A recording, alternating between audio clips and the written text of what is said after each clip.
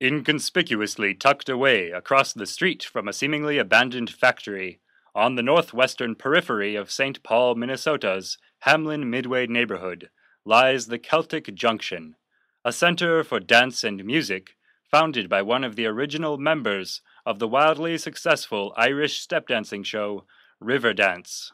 People come here on the first Friday evening of each month to participate in Contra-Dances. In doing so, they carry on a centuries-old dancing tradition derived from colonial settlers in the New England region, containing significant Irish and English, as well as French-Canadian influences. Don is tonight's Contra-Dance caller, but before the real dance begins, he first offers lessons to all who arrive an half-hour early. Don begins educating the dancers in the authorized, tested, and ordered action sequences by orienting the dancers with his calls. The cardinal directions are no longer north, south, east, and west, but look across, look out, look down the hall, and look up the hall. Swing, line, and circle dances are performed, all taught first by Don, whose act of transmitting this time-honored tradition contains all the social element of contra-dancing. Following this elementary instruction, the psychological and biological elements of the dance are contained in the act of imitation. 'Tis a repetitive dance in which one must find a partner, gaze into her, balance and swing her. This swinging dancer is continually on the hunt for a new partner, nomadically switching neighbors along the way. French anthropologist Marcel Mauss affirmed man's first and most natural instrument to be the body itself, holding the techniques of the body to be actions which are both effective and traditional.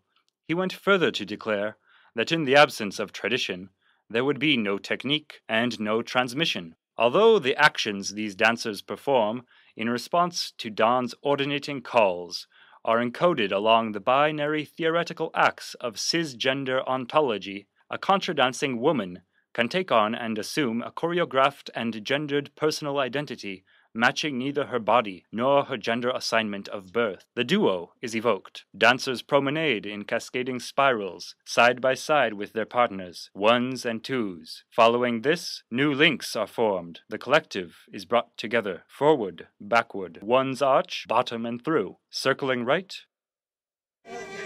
Gypsy and swing your neighbor on the side. Okay, you did that. Circle left 3 places. Down the hall. Up the hall.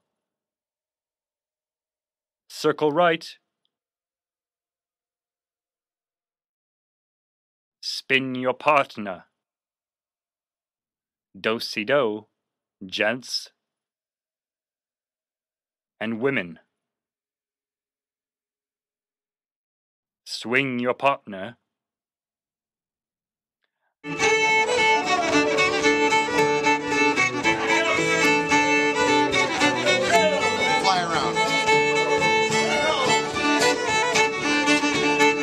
The first dance of the night is a very old dance, known as Jefferson in Liberty. This primitive contra-dance allows for no swinging of one's partner. Don explains to the participants that in Old English dances, men and women were not allowed to touch one another, and so the act of exchanging and holding a mutual gaze became a means of touching the other.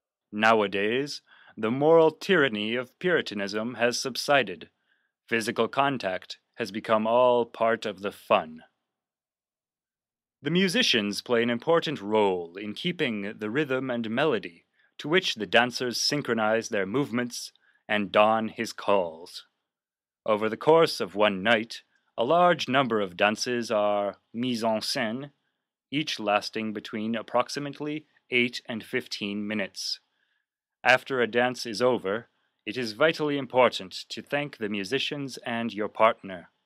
The absence of a clearly distinguished audience, along with this antiphonal dialectic, breaks down constructed barriers between passive listeners and active performers.